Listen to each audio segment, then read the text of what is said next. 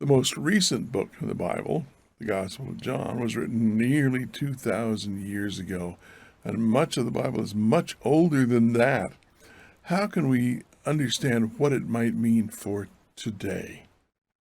That's the subject of this episode, episode 8. Welcome to the Bible Journeys podcast. Your traveling companion is Ed Dickerson, an author, teacher, and scholar. He holds a master's degree in religious education from Andrews University.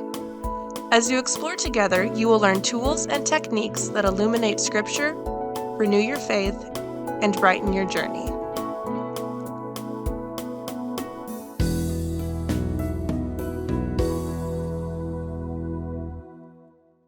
Episode 8, Significance Across Time. We've been learning how to read the Bible as it was intended to be read, and we've been learning to read it in a way that so that we understand what the author meant and what his audience understood and what they believed. But then the question is, what should we do about it today? What significance does it have for us today? And that's what we're going to be looking at least to start, in this episode. Don't forget that we're talking about the time of Nehemiah, which is after 70 years of captivity, and the people they'd not had a temple, they'd not had a place to worship, and when they went back to reestablish the temple in Jerusalem, they had forgotten much of what they had known before. And so they have Ezra the priest and other priests who read from the book of the law of God, making it clear and giving the meaning so that the people understood what was being read. Already in 70 years, they had lost some of the idea of the meaning. So we're a lot farther along than that. The question then becomes, how do we make sure that we understand what was being read and what does it mean, again, for us today? Now, we talked about there are three basic steps in this process. The first one is the journey of discovery. What did the author actually say? The journey of exploration. What was the time and the culture? How did they understand what he said? What did they believe about what he said? And we've done those two already. Now we're going to look at the journey of reflection. That's what it meant for them at that time. Does it have meaning for us today, or does it not? And I find that increasingly people don't do the third step and therefore leave most of it to be a dead letter. The Bible becomes a dead letter if it has no meaning for today. So we're going to be using the word prophet quite a bit. So I want to look at what it means to be a prophet. And here we have from Exodus 7:1. The Lord said to Moses, "See, I have made you like a prophet, like God to the Pharaoh, and your brother Aaron will be your prophet." So he's made Moses like God, he says to Pharaoh, because he'll be communicating God's message. But then Aaron will communicate Moses' message, because Moses said, "I have a heavy tongue." That's the literal meaning. I don't speak very well. The prophet is the one who communicates God's messages to humans. Now, in 2 Timothy, we have a description of Scripture. And since Scripture consists of God's messages to humanity through prophets, we can use that definition for a prophet's role as well. So we can look at this. All Scripture is inspired by God and beneficial for teaching, for rebuke, for correction, for training in righteousness, so that the man or woman of God may be fully capable, equipped for every good work. This is what we're told in 2 Timothy. What 2 Timothy was told by Paul. And here we have it then. A prophet is inspired by God, and his prophecy is beneficial for teaching, for rebuke, for correction, for training in righteousness, all of those things. Now, most of the people, when we say the word prophet, think of predictions about the future. And that idea intrigues us naturally. We'd like to be in the know. What is going to happen? At least we think we do. Someday we'll talk about how maybe that's not such a good idea. But putting us in the know is neither the purpose nor the effect of prophecy. And so, whoa, wait a minute. What do you mean it's neither the effect nor the purpose? Well, look at what's missing here. What's missing from this list is foretelling the future. So what are we to do about that? Because we think of prophecy as foretelling the future, but most of the time, prophecy is not about foretelling the future. It is about communicating God's message to his people at that moment, at that time. And in John 14, Jesus tells the disciples, and this is part of his farewell address, as he is going to be crucified within 24 hours, he's trying to prepare them for this shocking and difficult new world they'll be in. I have told you before it happens, he says, so that when it happens, you may believe. The purpose of predictive prophecy tells us, the purpose is to help us to believe. A predictive prophecy tells us what will happen, but not how or in what circumstances.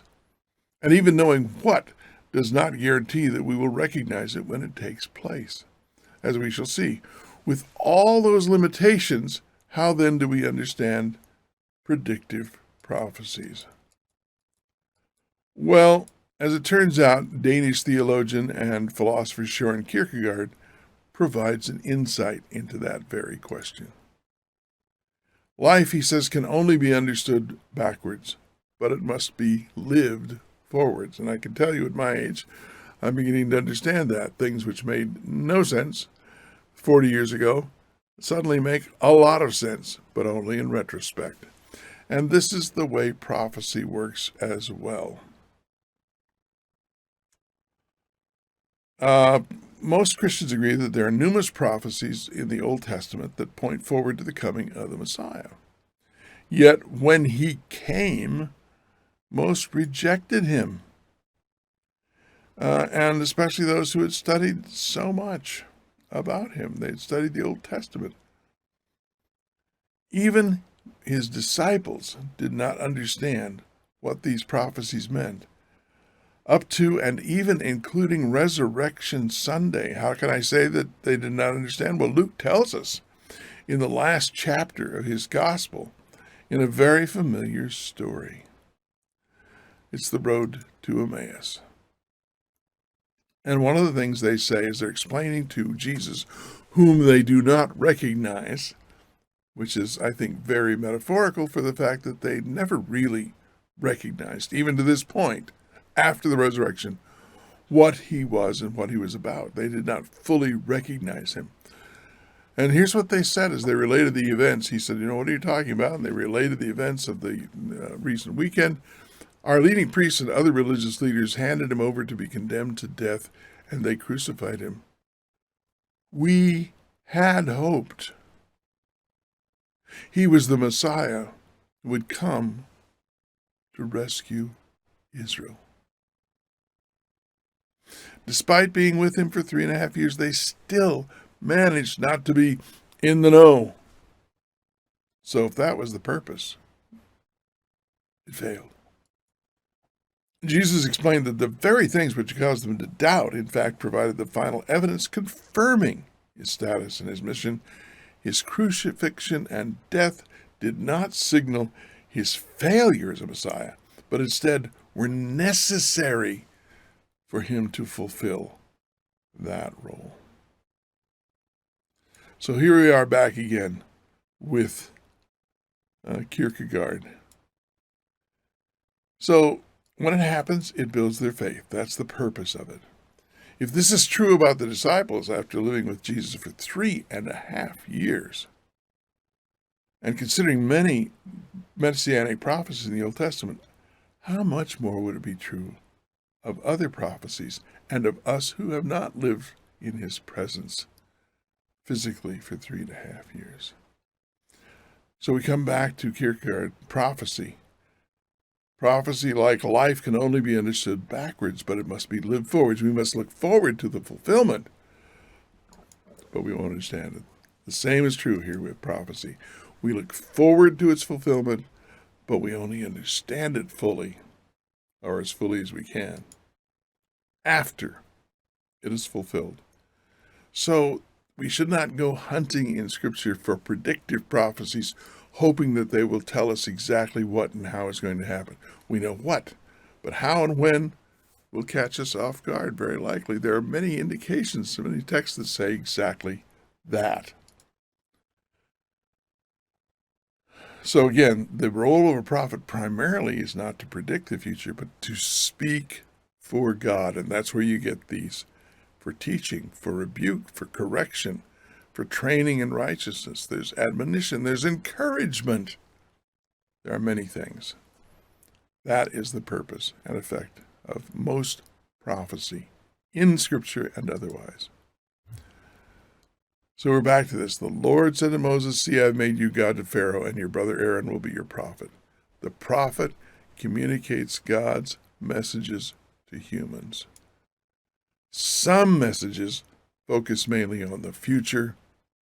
Most focus mainly on the present. It's what I call actionable intelligence.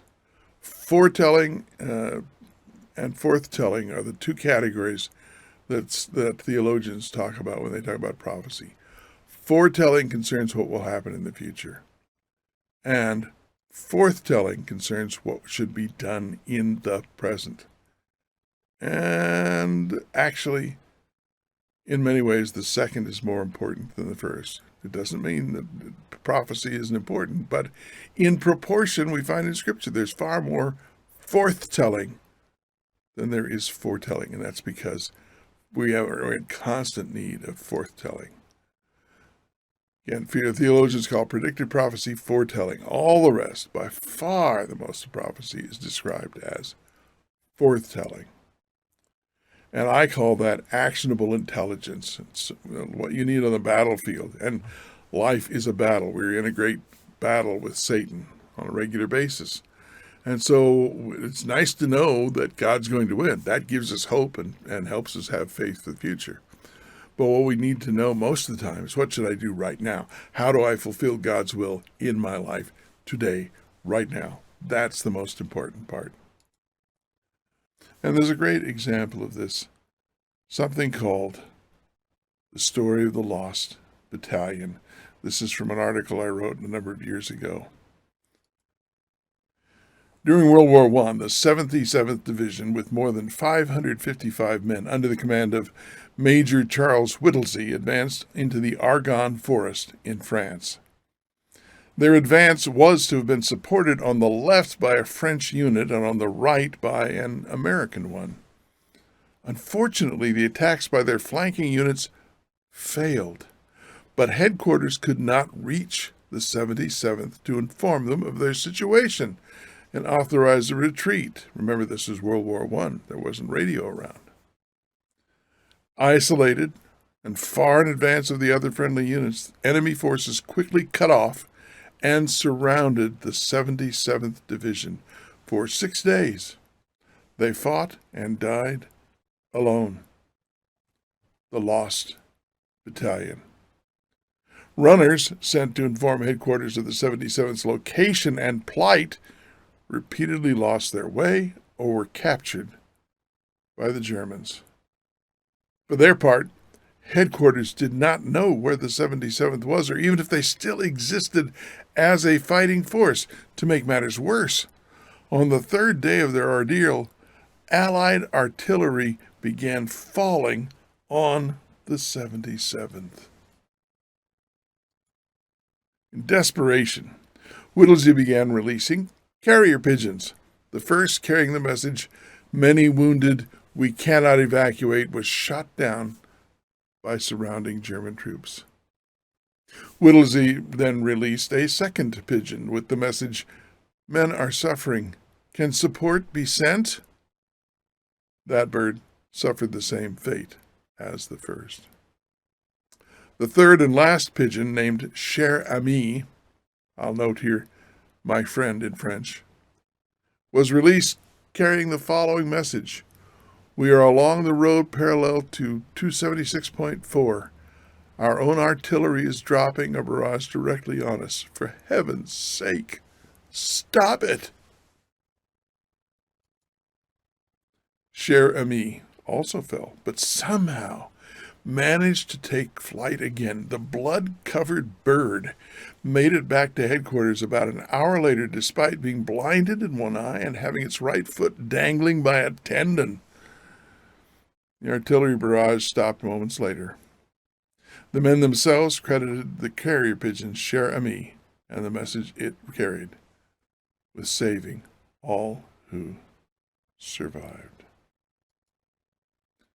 Finally, after 6 days, relief reached the 77th Division, who by this time had run out of food and nearly out of ammunition. Of the more than 555 men who walked into the Ardennes less than a week earlier, only 194 walked out. All the rest had been killed, wounded, or were simply missing. The lost battalion found itself alone and in mortal danger because it could no longer receive instructions from command headquarters. Communications are essential to every human endeavor, but especially in conflict. And again, we are engaged in conflict. There is an adversary of souls. And so the fourth telling is essential on a regular basis. God's people need to know.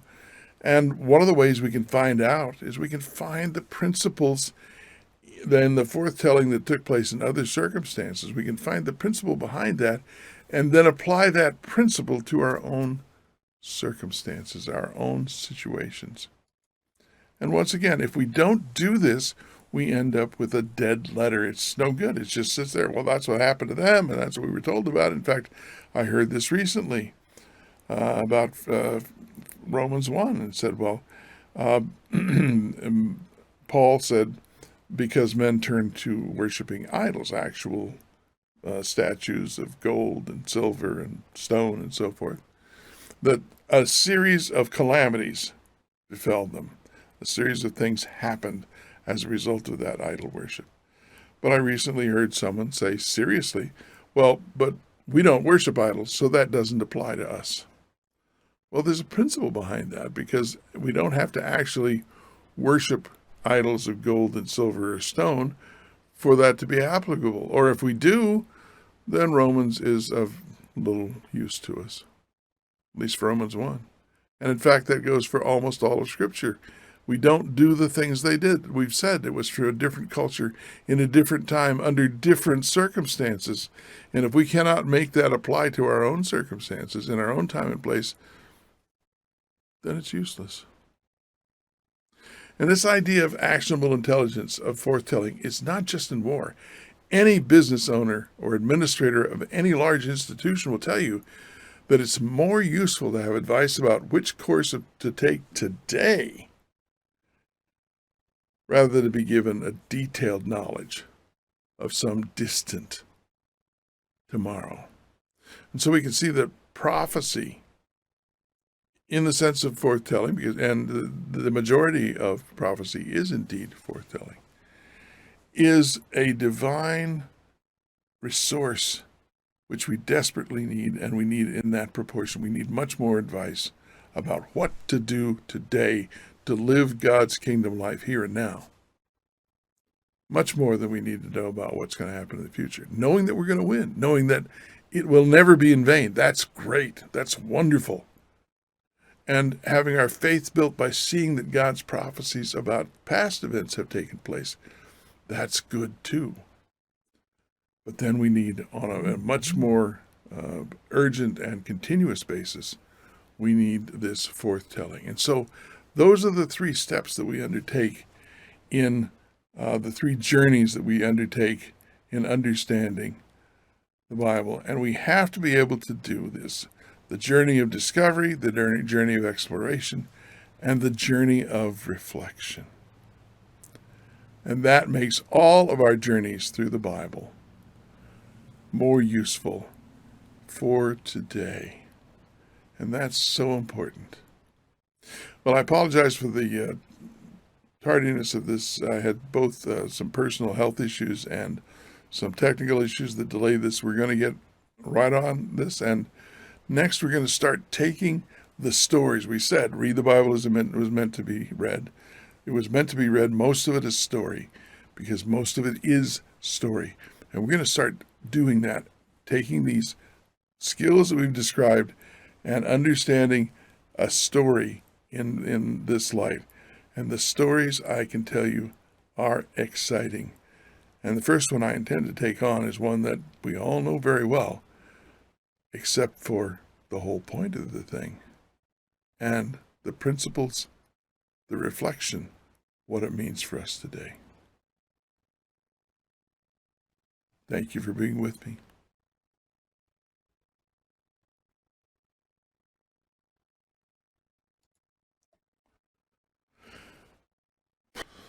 The journey of reflection is discerning how yesterday's actionable intelligence applies to today's circumstances. That is the biggest job. Again, prophecy is going to take place in the future. We can understand what, but we don't necessarily know how and what circumstances. And again, the record of Scripture is that we will be surprised, because God is imaginative and creative, and we tend to relate things as we've always expected them and as we've seen them before. So how do we take what was forthtelling in the past and important, and how do we apply that to today's life?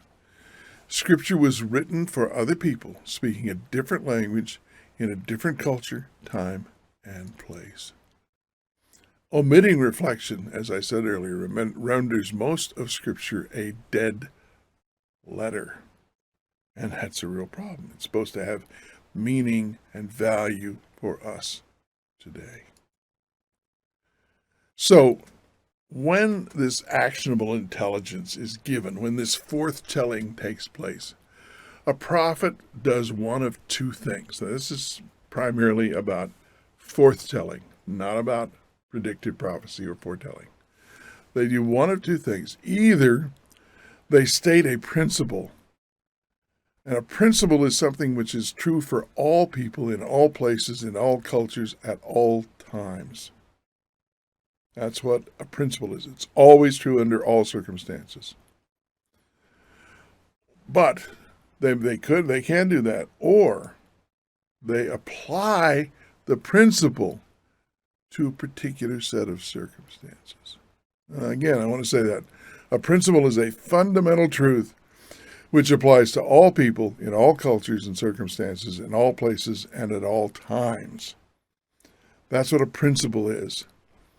But if you're applying a principle, you're not stating the principle. It's back in the back of your mind. And so it is possible, as we see, for example, in Corinthians and Galatians, Paul is applying a principle, and he tells one of them to be more concerned about doing the right things, and he tells the Galatians to be less concerned about the law and more concerned about grace.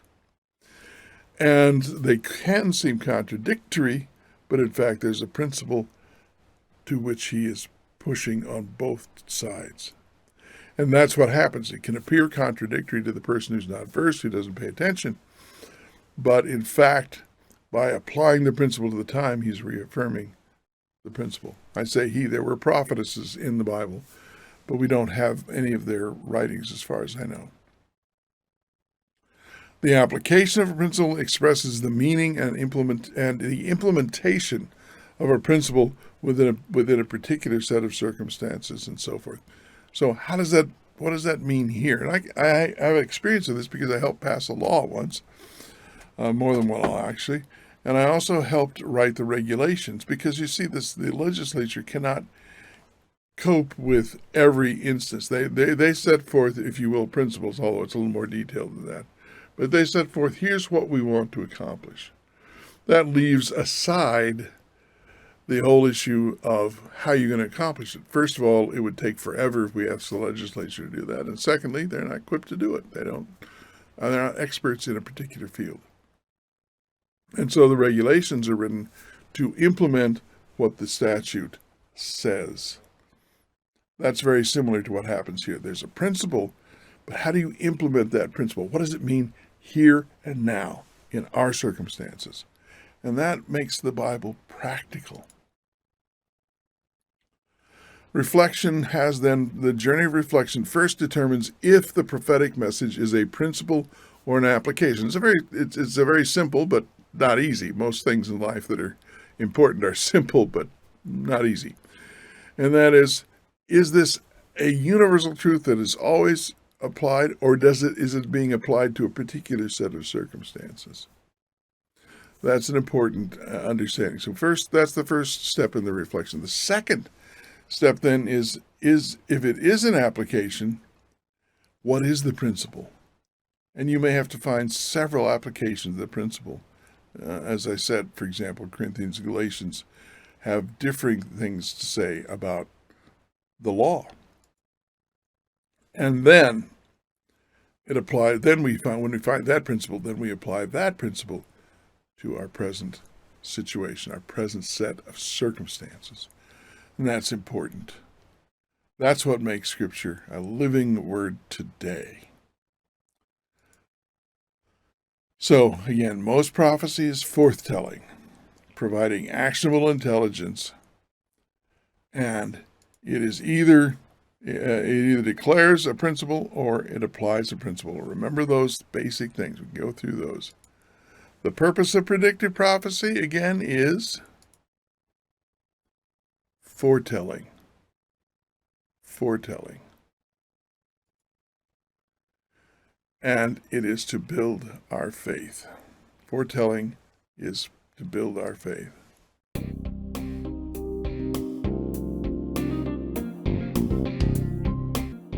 If you've gained something from this discussion, please be sure to share it with someone, because those who join our Bible journeys here can become our traveling companions for eternity.